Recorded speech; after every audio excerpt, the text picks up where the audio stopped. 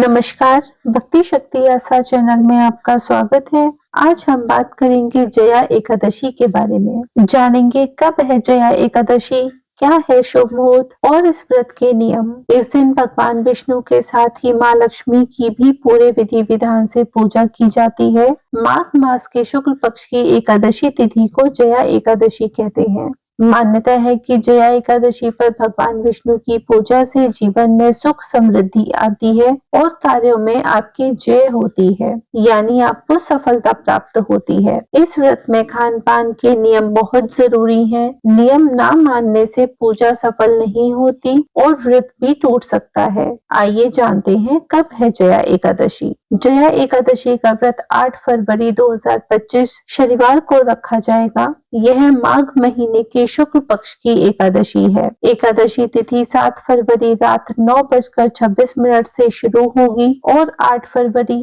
रात 8:15 पर समाप्त होगी। इसलिए व्रत 8 फरवरी को रखा जाएगा। व्रत का पारण 9 फरवरी को किया जाएगा। जया एकादशी व्रत में खाने पीने को लेकर कुछ नियम बताए गए हैं जिनका पालन करना जरूरी है। व्रत के दौरान शकरकंद, ऊँटों के आटे से बनी रोटी खा सकते हैं। दूध, दही और फल भी खा सकते हैं। भगवान विष्णु को पंचामृत का भोग लगाएं और फिर उसे प्रसाद के रूप में ग्रहण करें। इस व्रत में बाहर की बनी मिठाइयों का प्रयोग ना करें और ना ही बाहर की चीजें खाएं।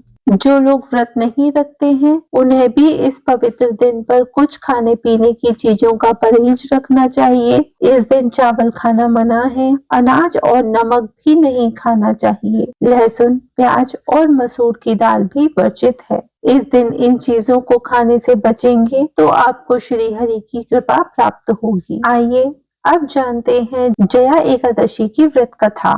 कुंती पुत्र युधिष्ठिर कहने लगे कि हे भगवान, भाद्रपद कृष्ण पक्ष एकादशी का क्या नाम है? व्रत करने की विधि तथा इसका महात्म्य कृपा करके कहिए। मधुसूदन कहने लगे कि इस एकादशी का नाम अजा है। यह सब प्रकार के समस्त पापों का नाश करने वाली है। जो मनुष्य इस दिन भगवान ऋषिकेश की पूजा करता है उसको वैकुंठ की प्राप्ति अवश्य होती है। अब आप इसकी कथा सुनिए। प्राचीन काल में हरिश्चंद्र नामक एक चक्रवर्ती राजा था। उसने किसी कर्म के वशीभूत होकर अपना सारा राज्य व धन त्याग दिया, साथ ही अपनी स्त्री, पुत्र एवं स्वयं को बेच दिया। वह राजा चांडाल का दास बनकर सत्य को धारण करता हुआ मृतकों का वस्त्र ग्रहण करता रहा, मगर किसी प्रकार के सत्य से विचलित नहीं हुआ। कई बार राजा चिंता के समुद्र में डूबकर अपने मन में विचार करने लगता कि मैं कहाँ जाऊं, क्या करूं जिससे मेरा उद्धार हो। इस प्रकार राजा को कई वर्ष बीत गए। एक दिन राजा इसी चिंता में बैठा हुआ था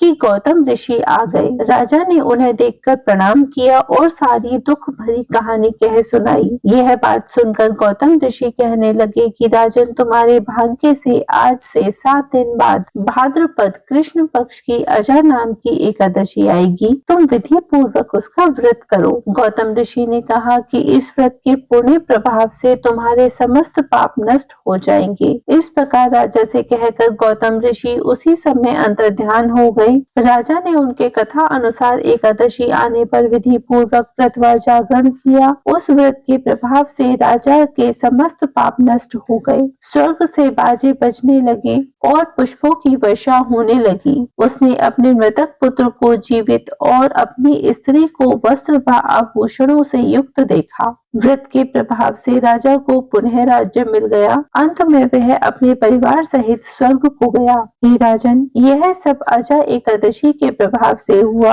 अतः जो मनुष्य यत्न के साथ विधि पूर्वक इस व्रत को करते हुए रात्रि जागरण करते हैं, उनके समस्त पाप नष्ट होकर अंत में वे स्वर्ग लोक को प्राप्त होते हैं। इस एकादशी की कथा के श्रवण मात्र से अश्वमेघ यज्ञ के फल की प्राप्ति होती है। आइए जानते हैं एक और जया एकादशी की पौराणिक कथा।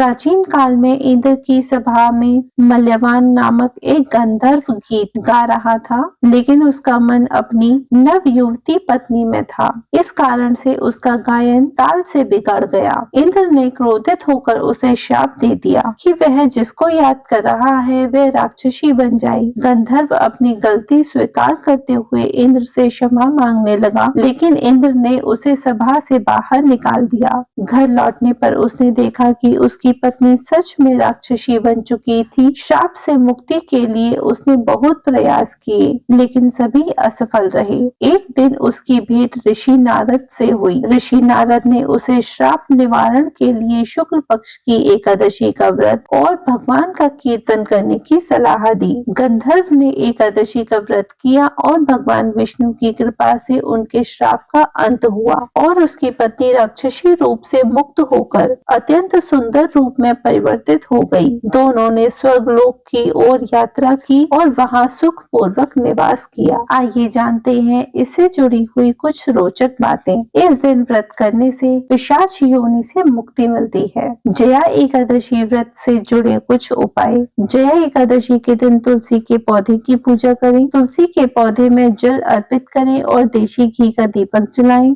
माँ तुलसी की आरती करें। व्रत के दिन भगवान विष्णु और भगवान शिव की पूजा करें। व्रत के दिन प्रातःकाल जल्दी उठकर स्नान करें और व्रत का संकल्प लें। व्रत के दिन भगवान विष्णु के श्री कृष्ण अवतार की पूजा करें। व्रत के दिन रात्रि में जागरण करें और श्री हरि का नाम का भजन करें। द्वादशी के दिन ब्राह्मणों या निर्धन व्यक्तियों को भोजन कराएं और दान दें। व्रत से पहले दशमी तिथि को सात्विक भोजन करें और ब्रह्मचर्य का पालन करें। शत्रुओं से छुटकारा पाने के लिए जया एकादशी के दिन भगवान विष्णु को तुलसी के पत्ते अर्पित करें। ये थी जया एकादशी से जुड़ी हुई कुछ बातें। अगर आपको मेरी वीडियो पसंद आई है तो वीडियो को लाइक करें और चैनल को सब्सक्राइब करें। धन्यवाद।